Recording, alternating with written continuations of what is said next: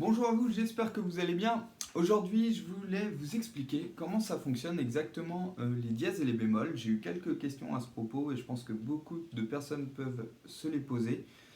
Euh, J'avais fait une vidéo pour l'expliquer avec un piano, mais je voudrais avec vous aujourd'hui trouver le moyen de vous l'expliquer directement avec avec le trombone, que vous compreniez vraiment le concept, comment ça marche, comment vous repérez avec cette histoire de dièse et bémol. Alors, déjà, on va se faire, dans un premier temps, un petit résumé mais, des notes qui existent. Donc, les notes de la gamme, en fait, à la base, c'est Do, Ré, Mi, Fa, Sol, La, Si, Do. Donc, elles existent bien au trombone, donc je vais vous les jouer vite fait. C'est ça.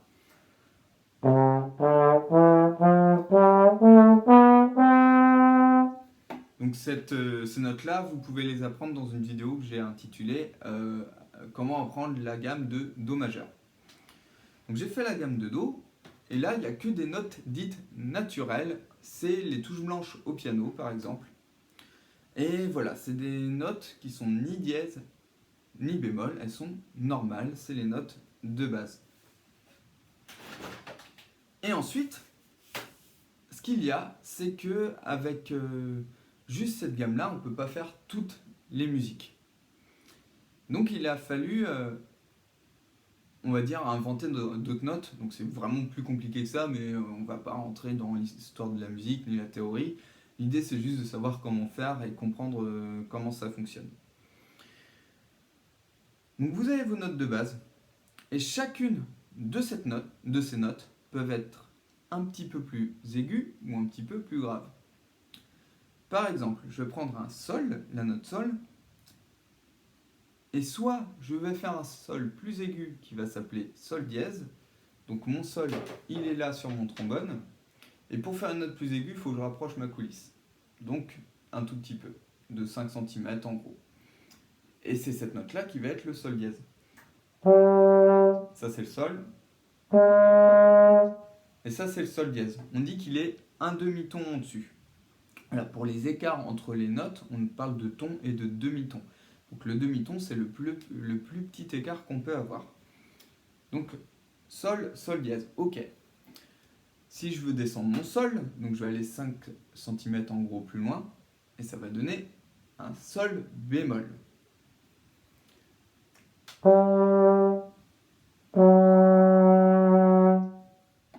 Donc si sur une partition ou si vous entendez qu'il faut jouer un sol bémol, si vous voyez un sol bémol ou vous entendez, si vous apprenez à l'oral par exemple les musiques et que vous sachez que c'est un sol bémol, bah attention, ne confondez pas un sol et un sol bémol, c'est vraiment deux notes différentes. Le sol bémol, c'est une note plus grave que le sol.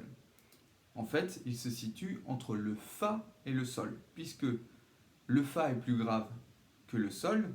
Je vais essayer de faire un petit schéma avec mes mains. Vous avez le Fa qui est ici, vous avez le Sol qui est ici, Fa, Sol. Et bien, il y a une note entre les deux qui est le Sol bémol. Donc Fa, Sol, Sol bémol, qui est ici, entre les deux. Je vais vous le jouer.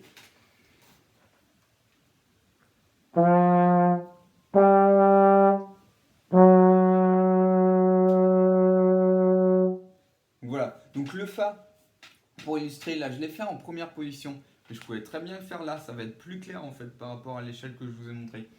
Le Fa, le Sol, et le Sol bémol entre les deux. Et je voudrais maintenant vous donner une dernière petite particularité, par exemple avec le Sol bémol, il peut avoir un autre nom. Puisque chaque note peut être un peu plus aiguë avec le dièse ou un peu plus grave avec le bémol, bah des fois on peut avoir des rencontres comme ça. Par exemple, ce sol bémol, on l'appelle aussi Fa dièse, puisque si vous prenez votre Fa qui était là et que je le mets 5 cm plus haut, et bah ça fait un Fa dièse. Mais il se retrouve à la même place et à la même hauteur au niveau de l'oreille que le sol bémol. Et bah c'est la même note. Autant un sol et un sol bémol, je vous l'ai dit tout à l'heure, c'est pas la même note, autant un Fa dièse et un sol bémol, c'est la même note. Et on va avoir la même chose un peu partout. Un sol dièse et un la bémol, c'est la même note. Un la dièse et un si bémol, c'est la même note. Donc voilà, j'espère que cette vidéo aura éclairci beaucoup d'interrogations sur ce que vous pouviez avoir au niveau des dièses et des bémols. Vous pouvez peut-être en avoir encore quelques-unes. Si c'est le cas, n'hésitez pas à le dire en commentaire parce que cette question, elle est toujours un petit peu compliquée quand on débute. Donc voilà, j'espère que l'avoir expliqué assez simplement. Si jamais c'est pas le cas et que vous avez encore des interrogations, n'hésitez pas à laisser un petit commentaire. Et si vous voulez aller plus loin avec le trombone, j'ai fait une série de 3 vidéos pour débuter le trombone, voilà, partir sur des bonnes bases. Donc ces vidéos, vous pouvez les retrouver dans la description. Donc elles sont un peu exclusives, mais elles sont offertes, hein, pas de souci. Mais voilà, je ne donne pas accès à tout le monde, c'est vraiment pour ceux qui veulent aller un petit peu plus loin. Donc n'hésitez pas, ça se passe dans le lien qui se passe dans la description. Et en attendant, je vous dis à bientôt dans une prochaine vidéo.